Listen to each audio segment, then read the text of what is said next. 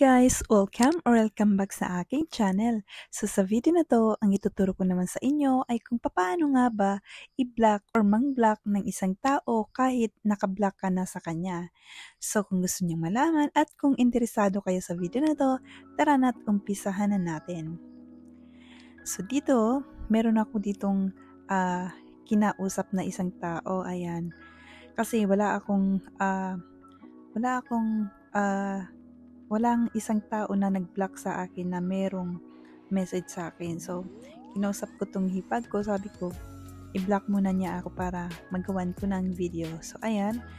Mapapansin nyo, i-binlock nga niya ako. Ayan. Yan. So, tingnan natin yung kanyang profile. Ayan, mapapansin nyo, content not found. So, ibig sabihin nga, ay binlock niya na tayo. So, paano nga ba natin to mai-block din kahit binlock na niya tayo?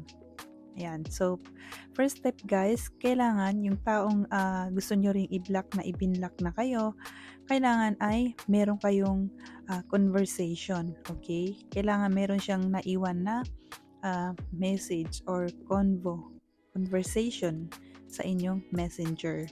Kasi pag wala ay hindi mo ito mai-block. Okay? So, ganito lamang ang ating gagawin. Para ma-block mo siya, ay pindutin mo lamang ang pangalan niya or yung profile.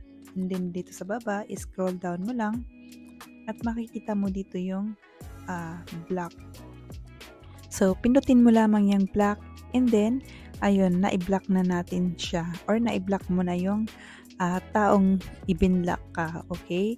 So, kahit na i-unblock ka niya and then i-search niya ulit yung pangalan mo, hindi na niya ito makikita dahil naka-block na rin siya sa'yo, okay? So, I think hanggang dito na lamang guys. Sana ay nakatulong tong video na to sa inyo. Please give it a thumbs up kung nagustuhan nyo and subscribe sa aking channel para lagi kayong updated sa iba ko pang i-upload ng mga video dito sa aking channel. Thanks so much for watching!